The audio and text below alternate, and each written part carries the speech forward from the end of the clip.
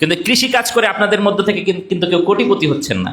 আমাদের প্রত্যেকটা উপজেলায় কিন্তু কৃষি কর্মকর্তা আছে, তাদেরকে সরকার বেতন দেয়, কিন্তু তাদেরকে আপনারাও চেনেন না, তারাও আপনাদের কোনো হেল্প করে না। খালি ভারতে এখন ড্রোনের ব্যবহার করা হয় এবং ওইখানকার যারা কৃষক আছে তাদের ড্রোনের প্রশিক্ষণ দেওয়া হচ্ছে যাতে তারা বিজ্ঞানসম্মত উপায়ে কৃষিকাজ করতে পারে।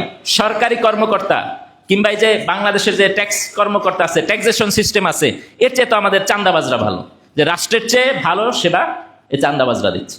যেই লোক 3 বেলা খাইতে পারে না ঠিক মতো, তার উপরে আবার সরকার ট্যাক্স নেয়, এটা তো ডাকা করে। যেহেতু এই ডাকাতিটা রাষ্ট্র করে, সেই কারণে আমরা এটা ডাকাতি বলতে পারি না, এটা বলতে হয় আমাদের ট্যাক্স। বিসমিল্লাহির রহমানির রহিম। বাংলাদেশ রাষ্ট্র সংস্কার আন্দোলন আমার ফ্যামিলির মতোই, নিয়মিত ওঠা বসা হয়, কথা হয়, আইডিয়া শেয়ার হয়, এবং এর পাশাপাশি আরও যে 2টি সংগঠন এখানে সহযোগী সংগঠনের ভূমিকা পালন করছেন আজকের আয়োজক হিসাবে, অহিংস গণ অভ্যুত্থান আন্দোলন এবং বাংলাদেশ ভূমিহীন আন্দোলন, এই 2টি সংগঠনেরই প্রচুর নেতাকর্মী এখানে উপস্থিত আছেন বলে আমার কাছে প্রতীয়মান হচ্ছে। এবং আপনাদের অ্যাড্রেস করেই আমি সহজ ভাষায় কিছু কথা বলার চেষ্টা করব। যেহেতু আপনারা ম্যাক্সিমাম, আমি ধারণা করি, কোনো ক্ষুদ্র ব্যবসায়ের সাথে জড়িত অথবা কৃষিকাজের সাথে জড়িত, এবং এই 2টা হচ্ছে আমাদের কর্মসংস্থান, রাইট? এবং আজকের এই ব্যানারেও দেখবেন আমাদের কর্মসংস্থানের কথা আছে, যে আমরা যে বাজেটের কথা বলছি বারবার, বাজেট কি ধনীদের কোনো খেলা না, আমাদের মতো যারা গরিব আছে তাদেরও কোনো এখানে উপকার আছে। দেখেন, প্রথমে ধরি, আপনাদের অনেকেই কৃষিকাজের সাথে জড়িত। বাংলাদেশে যে 2-3টা খাতে সবচেয়ে বেশি ভর্তুকি দেওয়া হয়, অর্থাৎ সরকার ট্যাক্স তুলে অথবা ঋণ নেয়, সেই টাকা থেকে আবার আপনাদের যেমন সার কিনেন, ধরেন সারের দাম আসে 100 টাকা, সরকার 50 টাকা ভর্তুকি দেয়, আপনাদের কাছ থেকে 50 টাকা নেয়। এবং বাংলাদেশের জ্বালানি খাতের পরে সবচেয়ে বেশি ভর্তুকি দেওয়া হয় এই কৃষি খাতে। কিন্তু আমরা যদি আজকে বলি, আমাদের কৃষি থেকে মোটা দাগে বড় কোনো অর্জন নাই। এবং আপনারা যারা কৃষিকাজের সাথে জড়িত তারাও বলবেন যে কোনো মতে চাষ করেও সমান সমান টাকা উৎপাদন করি, লাভের টাকা রাখতে পারি না। এইটা দিয়া বাংলাদেশে বিভিন্ন শিল্প কারখানা আছে বা যে সেক্টরগুলো আছে, অনেকে কোটিপতি হয়ে যায়, কিন্তু কৃষি কাজ করে আপনাদের মধ্য থেকে কিন্তু কেউ কোটিপতি হচ্ছেন না। কোনো মতে খেয়ে পরে বেঁচে থাকছেন, পাশাপাশি আরও কিছু কিছু করা লাগে, কেউ আবার একটু অটো চালায়, কেউ একটু দোকানদারি করে, তাই না? কারণটা কি? কারণ হচ্ছে ভর্তুকি ঠিকই দেওয়া হচ্ছে, কিন্তু আমাদের কৃষির উন্নয়নের জন্য সত্যিকার অর্থে কোনো কিছুই করা হচ্ছে না। সেই 20 বছর আগেও কৃষিকাজের জন্য যে স্টাইল ছিল, সরকারের যে প্রক্রিয়া ছিল, এখনো সেটা আছে। আপনি বলেন, আপনারা কেউ বলতে পারবেন না যে গত 15 বছরে 20 বছরে আপনাদের সরকার নতুন করে কোনো প্রশিক্ষণের ব্যবস্থা করেছে। আমাদের প্রত্যেকটা উপজেলায় কিন্তু কৃষি কর্মকর্তা আছে, তাদেরকে সরকার বেতন দেয়, কিন্তু তাদেরকে আপনারাও চেনেন না, তারাও আপনাদের কোনো হেল্প করে না। খালি সেই ট্যাক্সের টাকা থেকে তারা বেতন নেয়। এইটা হলো এই রাষ্ট্রীয় একটা লুটপাটের ব্যবস্থা। আপনাদের কিন্তু ভাগ্যের কোনো উন্নয়ন হচ্ছে না। বাংলাদেশে এই মুহূর্তে, সারা বিশ্বে, আমাদের প্রতিবেশী দেশ যে ভারতে এখন ড্রোনের ব্যবহার করা হয় এবং ওইখানকার যারা কৃষক আছে তাদের ড্রোনের প্রশিক্ষণ দেওয়া হচ্ছে যাতে তারা বিজ্ঞানসম্মত উপায়ে কৃষিকাজ করতে পারে। আমাদের দেশে তো রাষ্ট্রীয়ভাবেই ড্রোন নাই, আপনাদের কৃষিকাজে কিসের ড্রোন দিবে? এই যে কিছুদিন আগে আমাদের হাসনাত ক্যাম্পের যে এলাকা, হাওর অঞ্চল, হাওরে মানুষের সম্পদ তলায় গেছে। এইটার থেকে এটা তো প্রায়ই তলায় যায়, 2-3 বছর পর পর এই ঘটনা ঘটে, মানুষ আর ফসল তুলতে পারে না। সরকারের পক্ষ থেকে এই কৃষকদের রক্ষা করার জন্য কোনো ধরনের প্রশিক্ষণ, কোনো ধরনের অবস্থা কি নেওয়া হয়েছে? আপনারা বলতে পারবেন? নাই। একইভাবে আমরা যদি আরেকটা জিনিস আমরা বলি, যে ক্ষুদ্র ব্যবসায়ী যারা, ধরেন আপনি ঢাকা শহরের কোনো একটা ফুটপাতে, একটা 2 হাত বাই 2 হাত একটা ফুটপাতে দোকান নিয়ে বসছেন। এই 2 হাত বাই 2 হাত দোকানের জন্য আপনি প্রতিদিন 100 টাকা করে চাঁদা দেন। কাদের দেন? ওই চাঁদাবাজদের, যাদের বিরুদ্ধে আমরা এখানে যারা মঞ্চে আছি প্রায় গলা ফাটাই যে চাঁদাবাজদের বিরুদ্ধে অ্যাকশন।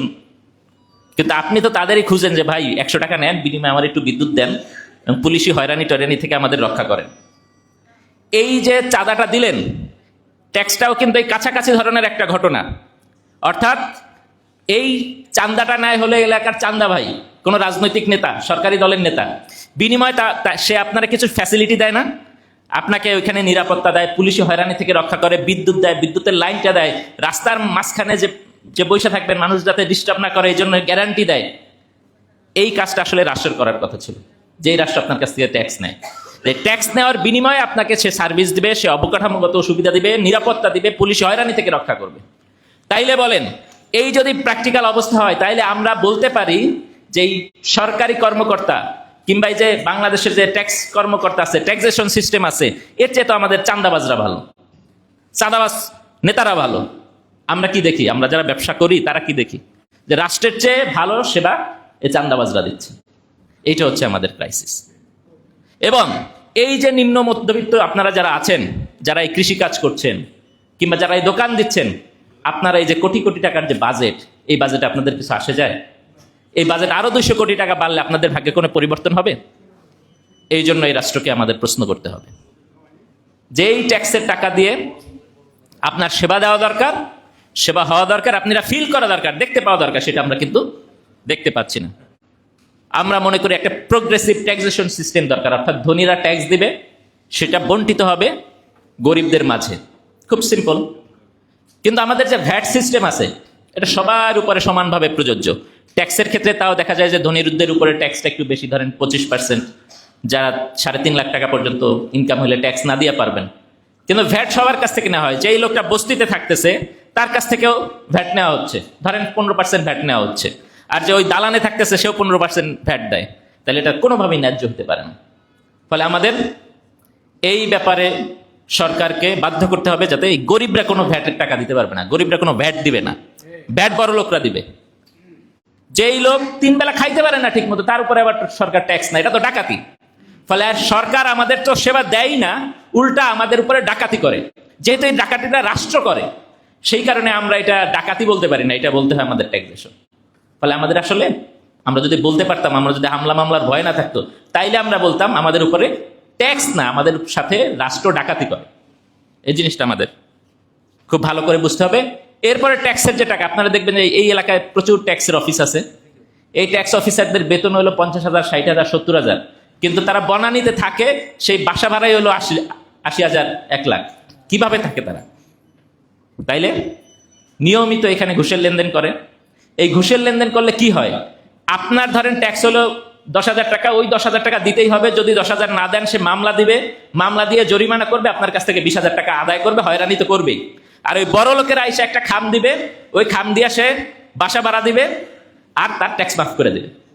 এই ধরনের একটা দুষ্ট চক্র এবং অব্যবস্থাপনা আমাদের এখানে চলতেছে। এবং এই ট্যাক্সের টাকাই হলো আবার আমাদের বাজেটের বড় টাকা। ফলে ট্যাক্স উঠে না, যেহেতু বড় লোকদের মাফ করে দেয় ঘুষের বিনিময়ে, ফলে ট্যাক্সের টাকা উঠে না। ট্যাক্সের টাকা না ওঠার কারণে আমাদের প্রত্যেকবার আবার বাজেটে ঘাটতি দেখা যায়। এবং এটা উত্তরণেরও কোনো যথাযথ বিজ্ঞানসম্মত কোনো প্রক্রিয়া কিন্তু রাষ্ট্র আমাদের মাঝে এখন পর্যন্ত প্রদান করতে পারেনি। সো সম্মানিত ভাইরা, যেহেতু আমাদের সময় কম, আরও প্যানেলিস্ট বক্তারা আছেন, সিনিয়র বক্তারা আছেন, তারা কথা বলবেন। সো আমাদের আজকের মূল যে কথাটা, আমাদের ট্যাক্স সিস্টেম, এই রাষ্ট্র সিস্টেম এবং রাষ্ট্রের যেই ডাকাতিপনা, এটা আমাদের বুঝতে হবে। সেই বোঝাপড়ার জায়গায় রাষ্ট্র সংস্কার আন্দোলন দীর্ঘদিন যাবৎ কাজ করে যাচ্ছে, সামনের দিনেও কাজ করবে। আমরা সেটা সহযোগী হিসেবে ভূমিকা পালন করার চেষ্টা করব। এই আশাবাদ ব্যক্ত রেখে আজকের কথা এখানে শেষ করছি। আসসালামু আলাইকুম।